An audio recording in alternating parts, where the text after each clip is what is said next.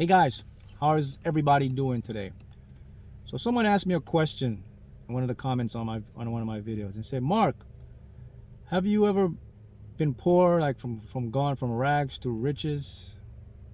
And I said, I think it's time I tell my story.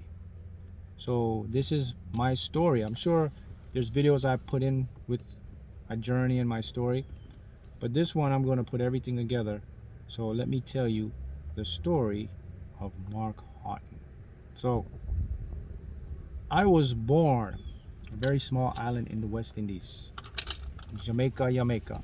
So, you know,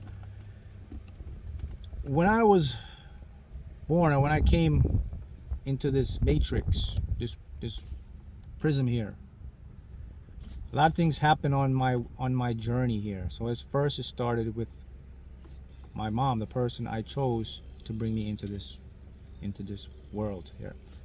So my mom basically had me when she was very, very young. She was so young to the point that her womb wasn't completely developed to carry a child. So she was young. Now, when she had me, she would always, for some reason, I would always move to the side. So she'd always have to go and have to push me back. I was always moving around in the womb. And it got to the point that she got sick and she had to go to she was in the hospital. And there was this doctor there. And this doctor kind of really took a liking to my mom, and he was like, look, you have to abort this child. If you don't abort this child, you're not going to live. Talking about me. And my mom told him, said, no, I'm not going to abort my baby. I'm going to keep it. I'd rather, if I pass, I'd rather have my child. And then the doctor was so upset that he resigned. He told her, he said, look, I'm not going to sit here and watch you die because of this child. Anyway, so she kept me and she kept going and struggling. And then at that time she had so much pain, right? So what happened was, because I moved, but they didn't really see that. They couldn't tell that I moved to the side. So this doctor came in. It was this Indian doctor. And it was an older doctor, more experienced doctor. And he took a look at my mom and he says, And then he put his hands up and then she said, I don't know what he did, put his hands up in her womb and then boom, just moved me. And when he moved me, all my mom's pain, she just felt better. So we thought that was good, right? Anyway, there was other trippy stuff happening, and she told my mom, she said, you're young, this child may not come out, or one of you, because you're too young. And she said no, she wants to still have me. So she was walking up a flight of stairs. In Jamaica we have our houses, they go up, we go up these concrete stairs. And she fell down like a whole bunch of stairs, and I moved and I thought I was gone, right? So to go to the hospital, and the doctor looked and said, whoa, there's no way you have a miscarriage, because this kid can't survive, because the way she fell. And she thought so. She was bleeding and everything. Anyway, the doctor found out I was there, and the doctor's exact words to my mom was like, okay, this kid came here for a reason. This kid is not leaving. There's something going on here that I don't know why, but this kid shouldn't be here. This kid Anyway, so in I come into this matrix world. So in the islands, poor is common. I'm in an island, guys, and there's not much opportunity there, not like in the U.S. So we struggled, like I had to wear the same pair of shoes. Me and my brother, we had uniforms to wear to school, and when some kids were getting good new stuff, we couldn't afford it. There were times we only had like one meal, but to us, we enjoyed it because we just thought it was normal. But I definitely understand the difference between strife, struggle, and what you call success. So I was there. So there, growing up, I just started to really, I was the kind of kid that I like to spend a lot of time to myself, pondering. I was just always in deep thoughts. You know, my brothers, my cousins, they were always like running around playing and doing stuff. You would always find me isolated over there, just in my own world, chilling, thinking. Who knows what I was thinking back then? I can't remember, but I just knew that I was always spaced out, like just wondering the bigger picture. So, you know, it came to the point that I couldn't stay in Jamaica because would be nothing for me. So my grandmother, who when I was born, she really loved me, and she, you know, I would spend a lot of time with her. She told my mom, she said, look, because she went to the States, she came to America to work. And she said, look, let me adopt Mark so that he could come into the States. My mom didn't want to do it, but she decided, okay, it's best for him. So she adopted me, and I came into the United States. So when I came into the U.S., my grandma was very religious. So I got into the religion, like Christianity, and I was very much indoctrinated, man. And what happened is, you know, as I was, you know, going to church and doing all this stuff, it didn't seem right to me, man. It's, you know, it got to the point that I was a young kid and I developed stomach ulcers. This was unheard of. Like, you're talking about 11, 12-year-old kid getting ulcers. So I'd always go to the doctors, and they would say to my grandma, they said, look, this kid is too young to be having so much stress. Because they said, you know, what happens is when you have stress, it releases cortisol, and then your stomach produces these over acidity, and it can wear the line of your stomach and give you ulcer. That's what I experienced. She's like, I don't know why he's having stress. I didn't know I was having stress, but now I know. See, what happened was I was fighting two worlds, guys. I was fighting between my spirit and my mind, because, you know, when I was in church and everything, I was just saying, like, this can't be right. My spirit was telling me, no, Mark, this isn't it. My mind was telling me, yeah, Mark, this is it. You know, I was that, you know, that kid that always asked the questions that you're not supposed to ask. I was that kid. And I remember specifically, I went to the preacher, and, you know, the thing about this religion thing, man, how it indoctrinates you, it really puts you in a lower level. It makes you feel poor, and you don't deserve things. It just brings out the worst. You know, the things you want, you didn't feel you deserve it. You felt like you had to be poor, or you have to be, you know, this humble, not take no action, just get what you get. You're not supposed to dream big, you know. It's not God's purpose for you to be wealthy, to have what you want. You're just supposed to be like a servant, or, you know, there's all these false realities or these false illusions that created this map of reality into me. And that's what I was fighting. That's why I was so stressed, because my spirit was telling me, man, bro, this isn't the way. My mind was saying this. And I went to I remember asking the pastor one day, I was coming out, I said, hey, so we're supposed to be God's servants, right? He's like, yeah. He says, so, and, you know, we talk about like milk and honey and riches. And I asked him, I says, so why do we have to be poor, or why do I have to not get what I want? You know, I think back then it was like Nintendo, or one of those games, those 64 bits, and PlayStation when it just came out. And I was like, why can't I get that? And why are you driving a Mercedes and everybody else, you know? And then my grandmother would look to me and say, Mark, you can't say that. And I was like, huh? Why can't I see? And the pastor would laugh and just say, push me off. And my grandmother would tell me, well, you know, he's the man of God. It chose him. He's supposed to be, you know, God wants his leaders to be wealthy. Look at Abraham. Look at all these people, David, how rich they are, because God wants it. And I would ask her, I said, well, what about me? Aren't I like part of that? And they would say, you were a servant. And so all that stuff didn't add up.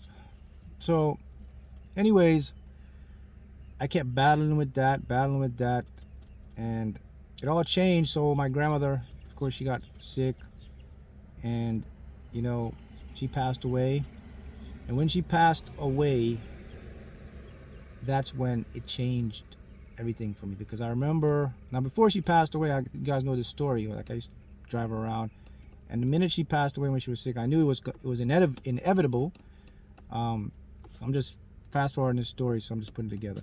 So I knew it was inevitable because she was getting older. You know, as time passed, she got very old. And when she passed away, she always used to sit in my car, and there was a seat, used to, you know, electronic, it used to be a certain position. And I knew the day when she passed away because the seat moved itself. the seat adjusted to the exact way she would sit in there. That was the reminder that, okay, she transitioned. I knew it. And then my aunt called me and told me, and I said, okay. So I went there to go look at the view-in and check her out. So when I was there and I was staring at my grandmother's body, I was looking at it. That's when the light went off, and I was like, no, it's not her. It's like I had something. It was like a download. You know, I'm older now here, and I looked there and I said, something ain't right. I could literally see two different veils. I could see her body just as a vessel, and her true essence was an energy, and it was gone. That's when everything started to shift now, and I started to say, okay. And that's when I started to discover my mind and my spirit and my higher self. And that's when it started to hit me, that saying that, you know, this is really like a simulation. This is not a real world.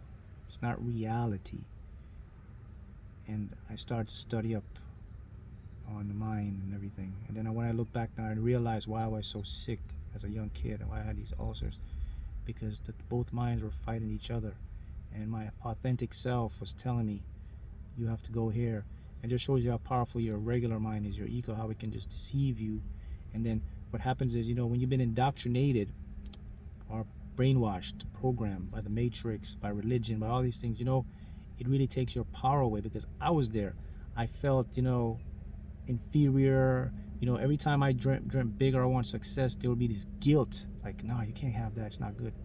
That was all a program. And then I learned what was housing this stuff, what was causing this stuff, and it was really my subconscious mind. It was this computer thing, and that was the game changer for me. So once I started to understand this and I started to change that program, my life started to change. You know, that's when you see God, the universe, you know, and then the concept of God that, you know, the brainwash they put on you is totally false. You know, it puts God as this like person that's this judgmental thing, being, and you only pick certain people, certain classes, and you know, and that creates a very bad map of reality. And God doesn't operate like that. The true God, anyway, the true universe, it's more of an energy, a vibration, a frequency. It's part of you, it's part of me. So when I learned all of that and I started to change my mind, that's when my life started to change. You know, I started to become more successful. I started to, you guys know the story with the lottery and all these things, and then it started to happen. So what's the point of this story? So what's the main point here to tell this story? The main point of this story is to show you that you are here for a purpose. You know, your destiny, you can't stop your destiny. It may delay it a little bit, but it's going to stop. Just like me with what happened. You know, I should have been gone. My mom should have aborted me.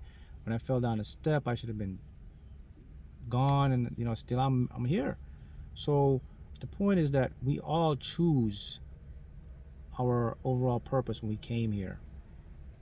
And what I learned is sometimes you have to go through these things, you know, like the religion thing, because it kind of helped you. It kind of helped me to have to see both sides of the fence now, because I can understand things.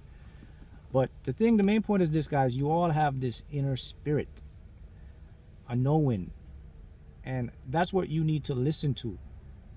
That's what was the battle with me. That spirit was always there talking to me, and it's talking to you right now. You know, when you want your goals, your dreams, and that spirit inside of you is telling you, yeah, man, you can do it. That's really what you call the God. That's part of God expressing itself into you. And you really have to change that program to become your best version.